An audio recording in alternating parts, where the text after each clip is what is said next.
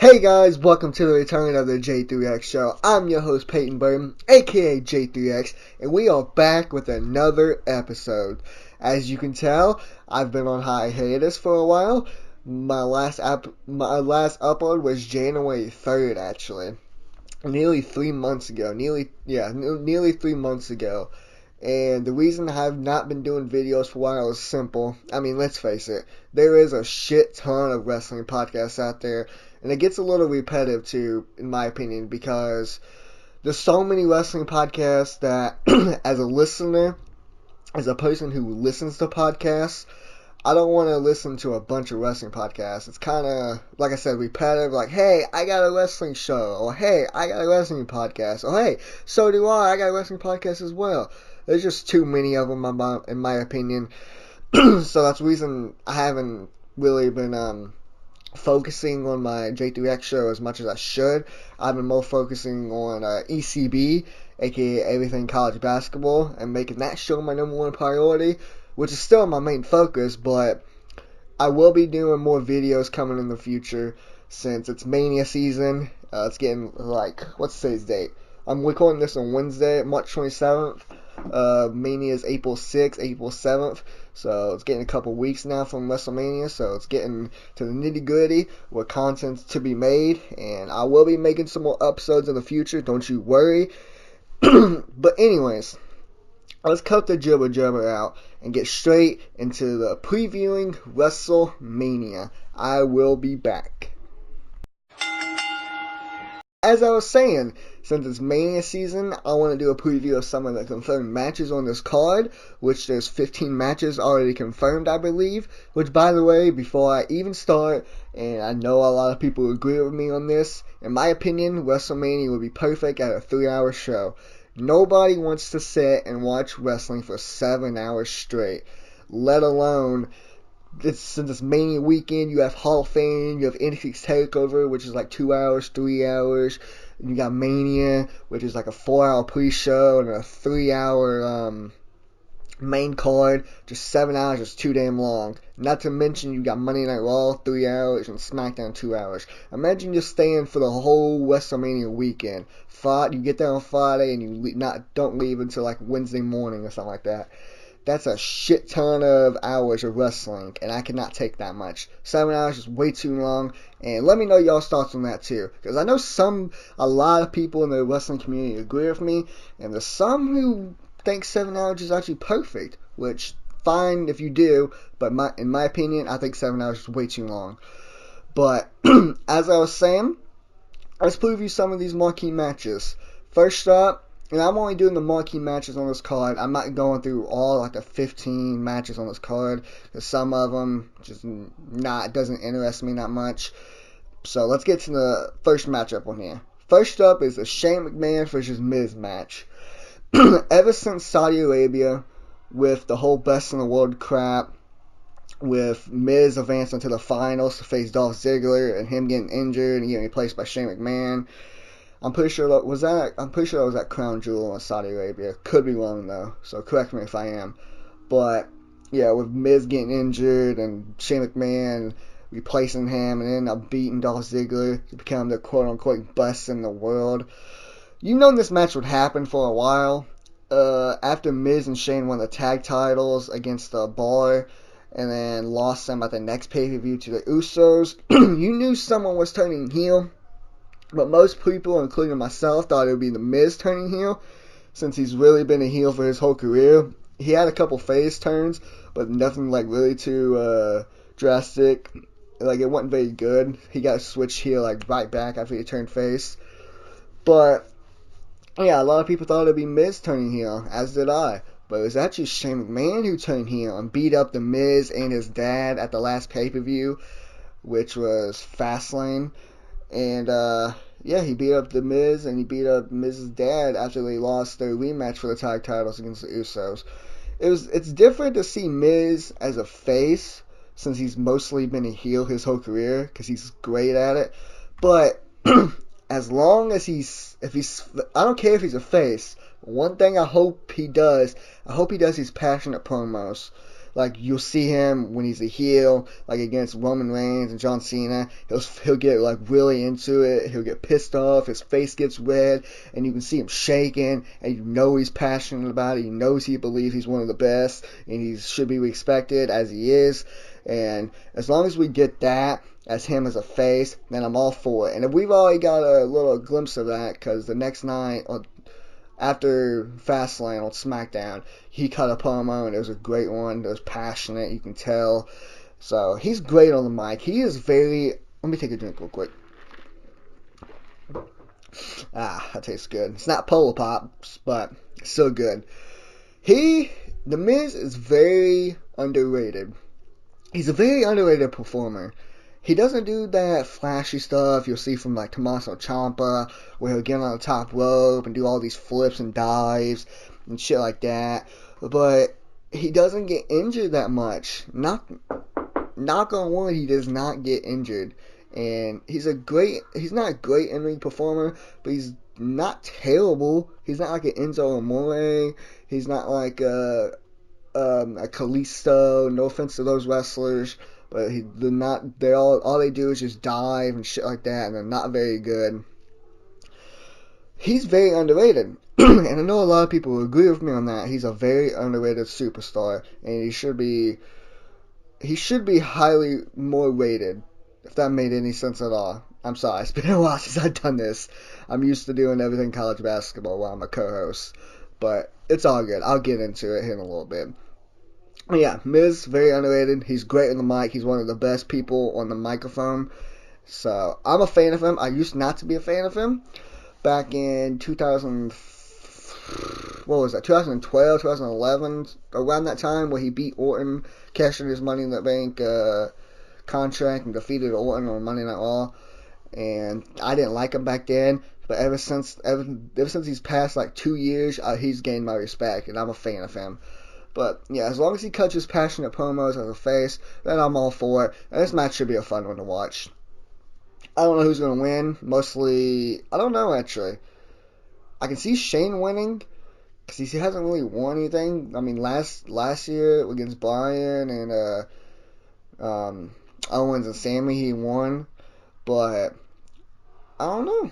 I don't know who wins that match. I don't care who wins that match, honestly. As long as it's a good match.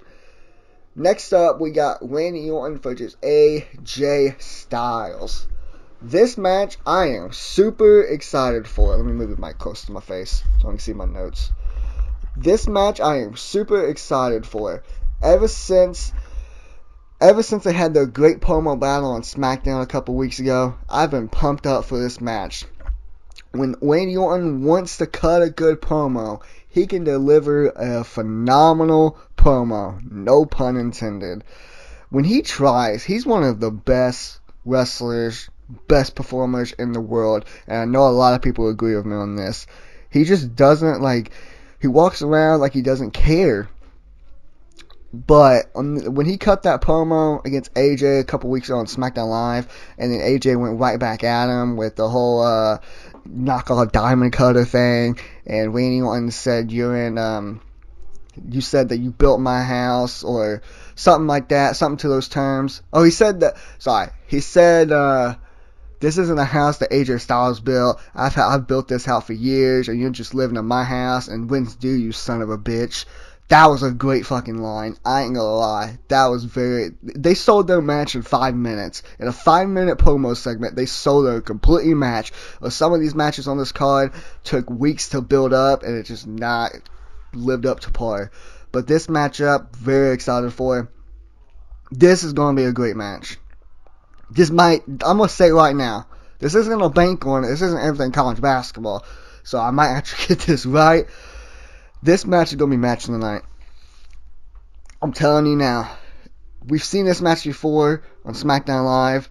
I actually seen it live. It was at Indianapolis for the whole WWE Championship No. 1 Contenders match. Winner faces Bray Wyatt at Mania 2 years ago. I watched that match live. I was there at the indie show. It was a good match. It was fun. It was a great ending. But mark my words, this match is going to be match of the night. And this is the match I'm most excited for. Honestly. Coming up next, we have the Universal Championship match between the champion Brock Lesnar and the challenger, the Royal Rumble winner, Seth freaking Rollins. My question to you guys, am I the only one who thinks this build up to this match has been boring as hell? I mean, honestly, they haven't done much. They haven't done anything to where I say, oh yeah, I'm excited for this match. I'm excited to see who wins. Because at this point, I don't know who's going to win. They haven't brought to my attention who I think is going to win. I don't know if Seth's going to win. I don't know if Brock's going to win. I honestly don't know. And I honestly do not give a damn about this match. Brock being a part-timer is really hurting this feud badly because he's not there to build up this match. It's only Paul Heyman and Seth Rollins. And when it's only two guys, a manager and a wrestler, it's not a great build-up. And I'm just not a fan of Lesnar. I hope he goes away. His time in WWE is over with. I don't care how much money he brings the company. I don't care how big of a draw he is. I'm just over these part-time wrestlers, but most importantly, I'm over Lesnar. When he wants to try, when he wants to have a good match, he does it. He had a great match against Bryan, he had a great match against Balor, and then last year he had a great match against AJ Styles at Survivor Series. But he just walks around like he's a bad MFer, which he is. I mean, I'm not saying he's not. I'm not saying he's a badass. He was a UFC fighter. He was a UFC heavyweight champion. Beat Randy Couture. Beat Frank Mir. Beat people like that. But he's still a bad motherfucker. I'm just saying. Me personally, I'm over him. And I really hope he loses this match. Which, at this point, I honestly don't think he will. Just the way they're building up to this, I think Seth's going to lose. I don't know why, but I just think Seth's going to lose this match. We'll see coming up predictions time. I don't think Seth's winning this match at all. I think Brock's winning this, but we'll see. Maybe they can change my mind with the next 2 weeks. I'm just not very excited for this match. and as while I'm reading on Twitter and shit, nobody else cares about this match either. So I hope as we get closer to Mania, we got 2 weeks left, 3 weeks left. I hope they do something to get us excited for this match because currently, I'm not into it at all. Moving on to the next matchup, we got the WWE Championship match between the new Daniel Bryan and Kofi Kingston. So this match, I felt, and I still feel to this day, should main event Mania in my opinion. It's clear as day that they're trying to recreate 4 years ago, Daniel Bryan winning the title at WrestleMania 30. They're clearly trying to do that storyline again where the fans want me to be champion, but the evil authority is holding me down. They're even using that whole you're a B-plus player crap that happened at WrestleMania 30 between Daniel Bryan, Triple H, Randy Orton, Batista, and Stephanie, where they said, you're just a B-plus player, you're not a main event type superstar, you can't win the title, etc. But with all Kofi had to do to get into this matchup, with all the gauntlet he had to get through and shit like that, if he does not win this match, then WTF are you doing? Honestly, if Kofi does not beat Daniel Bryan at WrestleMania 35 at MetLife Stadium in New York, what the hell are you doing? You've pushed him this far, and you really gonna let him lose? If he loses this match, it's ridiculous. I don't care. I just want him to win just this match. Let him have his moment. Let him have his feel-good moment like they did with Zack Ryder at Mania a couple years ago, where he was in the IC ladder match and he ended up winning it and losing it the next night. If he wins it and loses it the next night on Tuesday on SmackDown Live, I mean, I want him to have a lengthy run with it because I want him and the New Day, him, Big E Langston, or not Big E Langston anymore, him, Big E, and Xavier Woods, I want them to have a triple threat match, like a friendly triple threat match for the title. Like, hey, Like, say he does open challenges and they don't answer it, but they go like, hey, at SummerSlam, you've been doing all these open challenges, why don't you let us two have a chance at your title? And it'd be a friendly fight. It'd be a friendly matchup. Nobody has to turn heel. Nobody has to turn on each other. Just have a friendly matchup. Like, okay, that's fine. And they'll have a good match. Because I'm a fan of Xavier Woods. I think he's one of the most underrated superstars in the company. Undervalued. I think if he ever breaks off from the New Day, he could be a star. He can be a main event type player. Or at least a mid-card type player. He'll be a great U.S. champion. Great IC champion. He has the mic skills. He has the in-ring ability. He's hilarious. He has the character. He has the look. Big E, same thing. He has the character. He has the look. He's big. He's muscular. He can work. He can talk. Like Kofi, he can work his ass off. And he's funny too. And he's been there for like a decade. So I feel like he deserves this. And if he don't win this match, then what the hell are you doing? Now I completely lost faith in WWE and their creative. So I really hope Kofi Kingston win this match. I really do. I'm gonna take a little quick pause for the cause here. Let me catch my breath, take a couple of drinks of my Coke here, and I'll get to you guys for the last marquee match on this card that's have already been announced. It was the main event. It's going to be the main event WrestleMania 35 at MetLife Stadium in New York. So I'll take a little quick pause for the cause, and I'll be right back. Peace, guys. And we are back. Thank you guys so much for watching this episode right now. Like I said, I'm back, and if I seem a little bit off, if I seem like I'm stuttering, that's because I am. It's been a while since I've done this. I'm used to being a co-host on Everything College Basketball, so I'm just getting into the groove of things. But don't worry, as episodes come and shit like that, I'll be in full force. I'll be not stuttering as much, and I'll have better of an idea of the show. But the last marquee matchup on this card is the Raw Women's Championship match between the man Becky Lynch, the Queen Charlotte Flair, and the baddest woman on the planet, Ronda Rousey. My bad. I don't know where that came from. This match was confirmed by WWE a couple days ago. Actually, it might have been yesterday, that this is going to be the first ever time where the women will main event a WrestleMania pay-per-view. I mean, before I start, congrats to those three women. Congrats to Charlotte, congrats to Becky, and congrats to Ronda.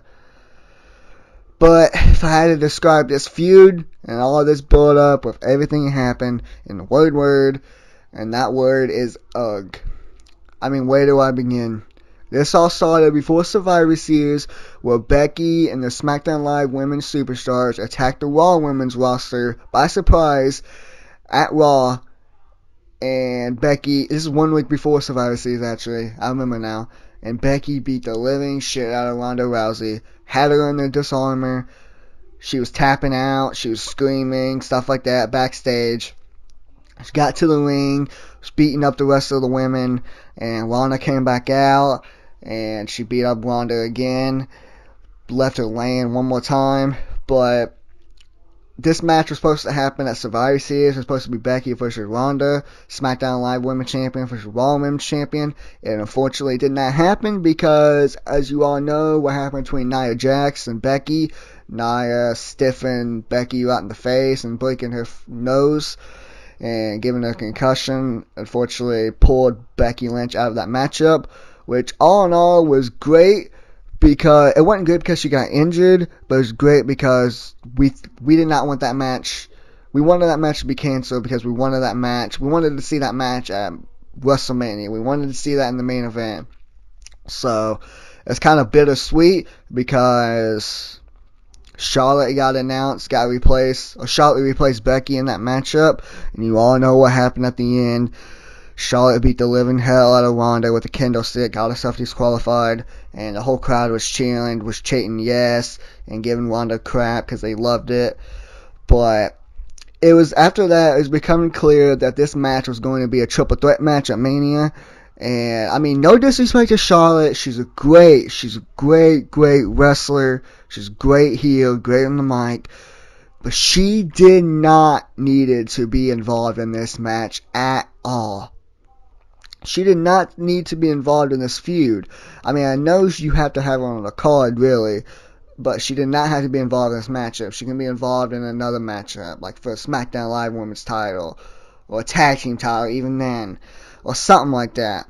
But after that, we knew it was going to be a triple threat. And, I mean, yeah, no disrespect to Charlotte. She was great and all, but she did not need to be involved in that match. And fast forward a little bit, after Becky won the Rumble, and she had a fight for her opportunity to be involved in this matchup, and then Vince saying, no, you're not involved, and then all that Ronda crap, where she dropped the belt and said, I'm not going to be a champion, or you're going to give me what I want, or basically giving them an ultimatum to bring Becky back because she wants to face Becky at Mania. And then after what Ronda said on her YouTube vlogs about wrestling being scripted, and she kept dropping F-bombs and shit like that, listen here. I'm going to take a quick drink here before I get into this. Listen up, guys. I do not care if it's a work or not. I do not give a damn.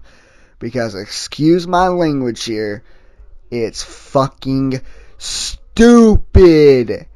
And I do not like it at all. The fact that she got on her YouTube show, her YouTube vlogs, whatever you want to call it, and basically said wrestling is scripted, which we all know it is. But as a wrestler, you do not do that. I don't care if kayfabe's dead or not. You do not do that.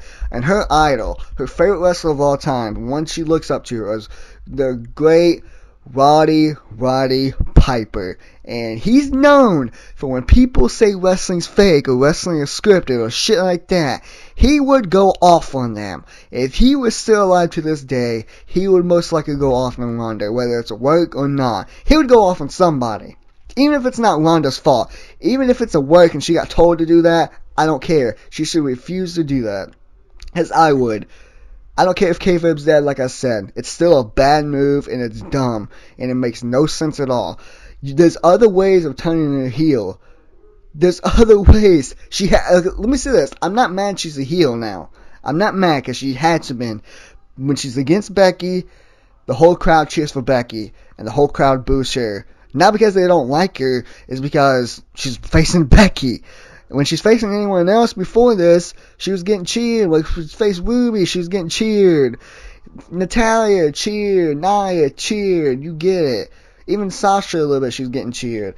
But when she's against Becky or talking crap about Becky, she gets booed and Becky gets cheered. She had to be a heel in this rivalry to make it interesting. And I'm glad she's a heel, but I'm not glad how they did it. I think it's dumb.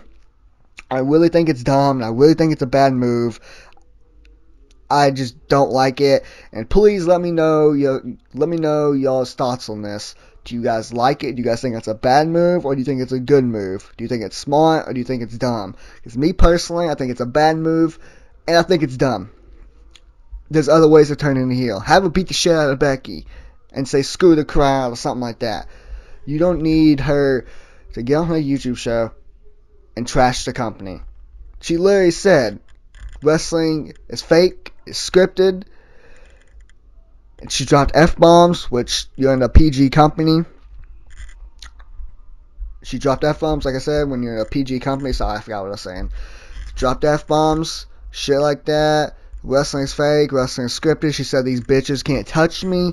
Which, by the way, Ronda, I know you've been like kicked in the head once before by a person named Holly Holm in the UFC, your first ever loss, and then you took a long time away, and then you came back, and you got your ass whooped by Amanda Nunes. I know you've been kicked in the head a couple of times, but you are not very bright. Don't be talking shit, don't be saying you're the baddest woman on the planet when you're not. You're not. In my opinion, I'm not even going to say it, because it'll probably get me in trouble. I'm not even going to say what I want to say. Let's just move on. Let's just keep on going with this match. Yeah. I really want to say it, but I'm not going to because I get in trouble. But anyways, let's move on. Like I said, I don't care if kayfabe's dead or not. It's still a bad move. Also, Charlotte should have been kept out of this match. This match could have been special, but creative had to ruin it by adding Charlotte into the match. And then when she added her, this still could have been good. This still could have been a good stuff. It could have been interesting, but they just have Charlotte and Becky fight every week. Wanted to talk shit about the crowd. Nothing really too interesting. But yesterday, as I'm recording this on Wednesday, Charlotte defeated Asuka for the SmackDown Live Women's title. So this match might be for the Raw Women's title and the SmackDown Live title, which, let me say, I'm totally fine with as long as they unify the belts and only have one women's championship. I think two women's championships for separate shows is dumb, especially when you don't have much of a women's roster, since you have tag team titles now. You have women fighting for that. I think there should be only one women's title for both shows. Same thing for the men.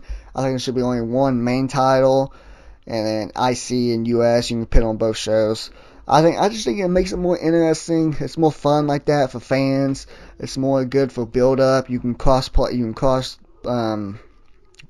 shows, like stuff like that, like interesting matchups. You can have, like they're doing with Charlotte, Sasha, and Bailey. They have it going to NXT and stuff like that, and defend against everybody, against NXT champion, or NXT women's tag teams, and SmackDown women's tag teams, and Raw. So I personally like the idea as long as they do that. But I didn't watch the match, but I did see Charlotte defeated her, and poor Asuka. Let me just say, I'm not a fan of Asuka. I think she's a little bit overrated, but that's just my opinion. I don't have anything against her. I'm just not a fan of her. I definitely think she's a unique character. Me personally, it doesn't draw me in. I didn't really like her in NXT as well, but last year when she faced Charlotte for the women's title and she was undefeated, I think it was a dumb move to have Charlotte beat her to end that streak, because that literally ruined Asuka. That ruined the aura of Asuka, her being undefeated and her being a badass and shit like that, and completely ruined her. And she had the SmackDown Women's title for a little bit, and then she loses it. She didn't really do much. She defended it maybe twice against Mandy Rose, and that's it. After she beat Charlotte and Becky at TLC, she wasn't on the show for the next 3 to 4 weeks. I don't know why. They've completely ruined her. I'm not going to get into it. That's another episode for another day. But yeah, as long as they unify the belts, I'm okay with it. 2 women's titles for both shows is dumb. And I wasn't very excited for this match at the beginning, but now I am currently not, and I don't think it should be in the main event. I think they completely ruined it being in the main event. But either or, it's going to be in the main event. I hope Becky Lynch wins. I'm a huge fan of her. It's being rumored that she's just got WWE just offered a mega deal with a pay raise and extended years, which she deserves, by the way. But we'll see. I hope it's a DQ match. If they want to make this special, this better not be a normal match. It better not be just a regular normal triple threat. It better be no holds barred, extreme rules, ladder match, something. It just can't be a normal match. It can't, because this is going to be boring if it is. I mean, those 3 girls can work, but I want to fight. I want a legit fight. I don't want you to have a great wrestling match. I've always seen so many great wrestling matches, especially with women, in this past couple of years. I don't want to see a wrestling match. I want to see a legit fight. I want to see a brawl, and that would be entertaining. But that's just my opinion. I'm going to take one quick break here, last quick break, and we'll start to wrap this episode up. Thank you guys so much for joining in, and I'll be back to wrap this up. Let's go. Hey, and we are back.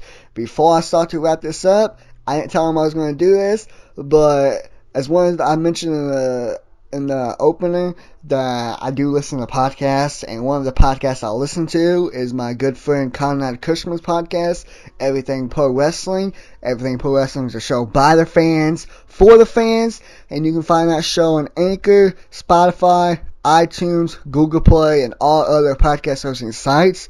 He also has a YouTube show, so go to youtube.com and type in the search bar Everything Pro Wrestling and hit that subscribe button. And also, he just came out with some limited time shirts, designs that member Robert Anderson and another member created for him that look dope, by the way. So go buy those real quick before they run out.